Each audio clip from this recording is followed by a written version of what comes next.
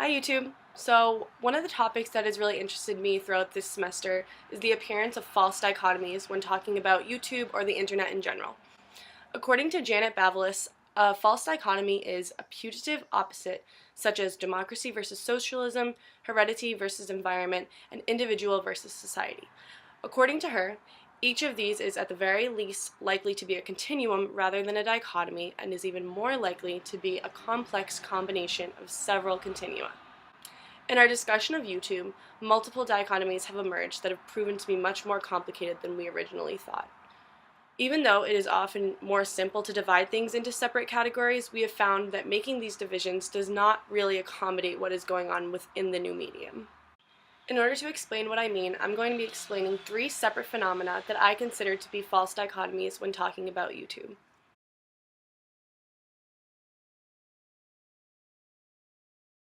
We've talked a lot about authenticity on YouTube because unlike other media, authenticity is extremely important to a YouTuber's success. Most YouTubers who develop a strong fan base rise to fame by being approachable, relatable, and honest. People who watch their videos see them as a media friend who they share an interpersonal connection with. When a YouTuber is suspected to be inauthentic, this usually means that they are not matching their YouTube persona with who they are in their personal life. The importance of authenticity on YouTube became apparent when Lonely Girl 15, who was one of the original, most famous vloggers, was exposed as an actress being filmed by professionals. In the case of the Lonely Girl 15 phenomenon, this dichotomy between authentic and inauthentic was problematic in describing the success that the series achieved. The videos were written, produced, and portrayed by professionals, but the audience perceived them as amateur. This raises a question about whether it matters more that the videos were professionally made or that the audience perceived them to be. She might not have achieved the success that she did if she had been clear that she was a professional from the start, but it is unclear whether the audience was outraged because the show was fake or because they didn't know it was fake. Although the line between professional and amateur isn't always so blurred as it was with the Lonely Girl 15 case, it still matters whether the audience is in on the falseness or not. I would argue that the audience's perception is an important variable because knowing versus unknowing audiences react to material differently, and their perception obviously affects popularity. This leads me to believe that when it comes to YouTube, authenticity isn't as important as the illusion of it is. No one is 100% authentic, even in real life, and we can never truly know whether someone is being authentic until we see evidence otherwise. On YouTube, that evidence is just a lot easier to hide because we're only seeing such a small portion of these people's lives. It's also important to remember that YouTubers are personalities, and they're famous for being slightly larger than life while still being approachable, accessible, and relatable. The dichotomy of authentic and inauthentic is important because with these categories comes the connotation that authentic equals good and inauthentic equals bad. YouTubers are still entertainers even if not in the traditional sense, and at the end of the day, faking authenticity might just be another part of their act.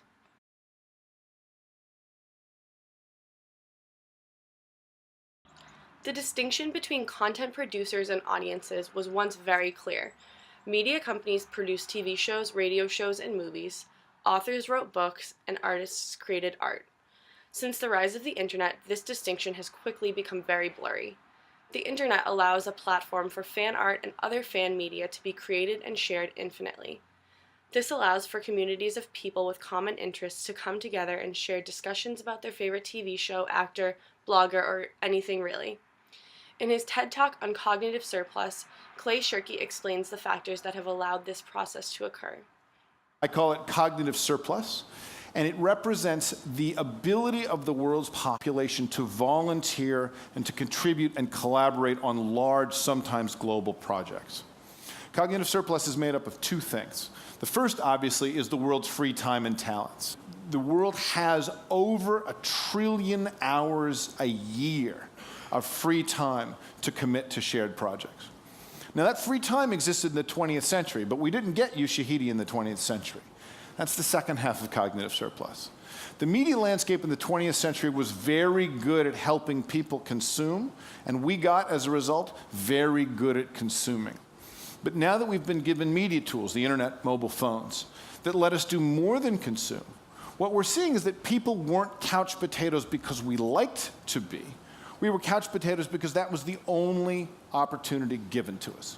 We still like to consume, of course, but it turns out we also like to create and we like to share. And it's those two things together, right?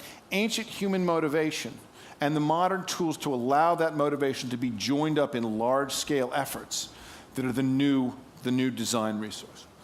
As Shirky explains, today's culture and technology are allowing for a revolutionary rise in participatory acts that have social value and not just financial value.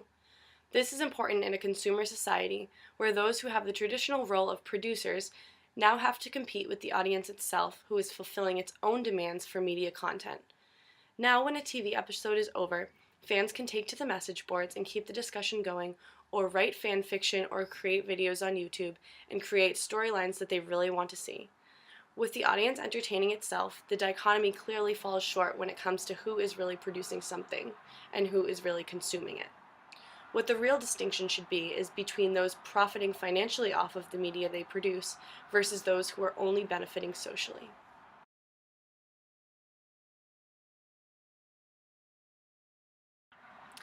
The third and final false dichotomy that I believe is being challenged by YouTube is the idea of amateurism versus professionalism.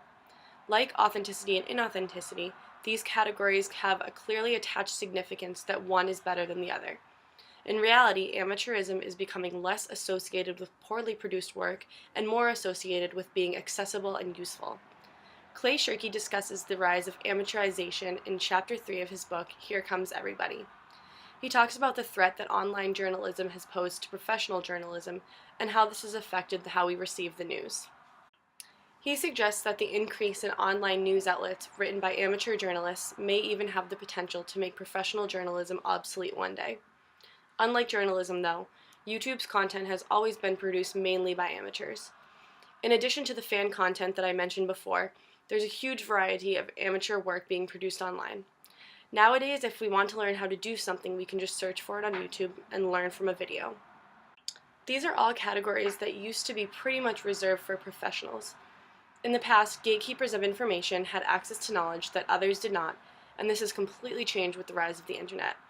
We can share information quickly and easily rather than having it passed down through exclusive channels.